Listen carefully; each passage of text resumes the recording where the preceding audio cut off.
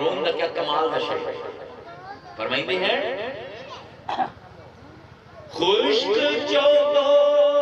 خشک تارو خشک پو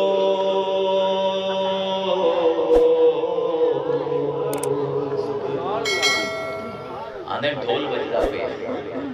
جیڑی لکڑ نال ڈھول بجدا پہ لکڑ مری ہوئی جیڑے چمڑے تے وہ بجدا پہ وہ چمڑے دا جانور مرے ہوئے ڈھول دے وچ جڑے سارے سامان لگے ہون سارے مردہ جڑا سوٹی بجدی پئی ہے او مردہ جڑی کھل دے نال ڈھول بنیا ہے ڈھول او مردہ خشک چوبو خشک تارو خشک پو از کجا می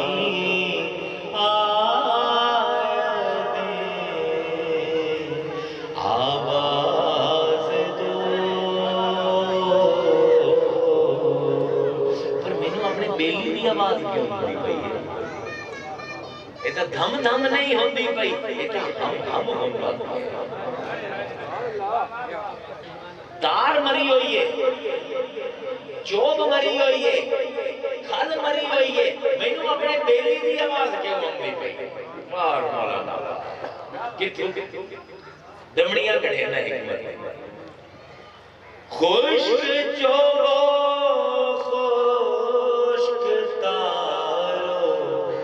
خشک پو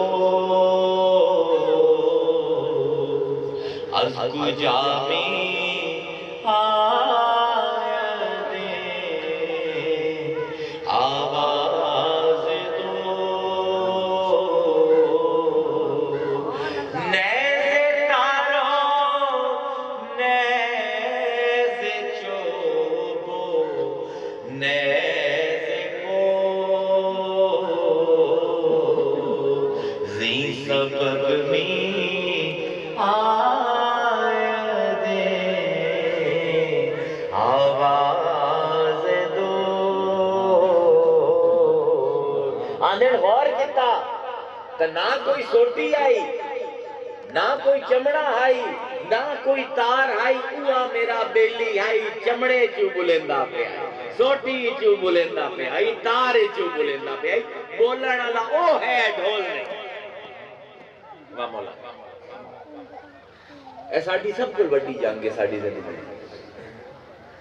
اپنے اندر اے کشمکش کہ میں اللہ دا بندہ بڑھنا ہے یا دنیا دا بندہ یہ ہر لمحے یہ جنگ میرے اندر جاری ہے میں دنیا دا غلام بڑھ کے رب دا باغی بڑھنا ہے یا رب دا غلام بڑھ کے دنیا دا باغی بڑھنا ہے دو میں کام کٹ کے نہیں آ سکتے اس میان دے وچ دو سوتنا نہیں آ سکتے مولانا فرمائندے ہیں کہ ہم خدا خواہی و ہم دنیا دوں ای خیال استو محال استو جنوں میں رب نو بھی چاہ لما تے دنیا نو بھی چاہ لما ایک خیال ہے ایک وہم ہے ایک گمان ہے ایڈا وڈا کوڑ ہے کہ کائنات دے وچ اندے کول وڈا کوڑ دے یا اللہ دا بندہ ہو سے یا لوگاں دا بندہ ہو سے دو میں کم ہکے نال نہیں ہو سکے ایا جنگ ہے کہ میں رب دا بندہ بننا ہے یا دنیا دا بندہ بننا ہے اس جنگ دے وچ شکست اس ویلے ہوندی ہے جس ویلے میرے تکبر آ جائے سمجھ آمدی پئی شکست اس ویلے آمدی ہے جس ویلے استغنا میرے وچ آ جائے اس پر قرآن دا افرعیت من اتخذ الہ ہوا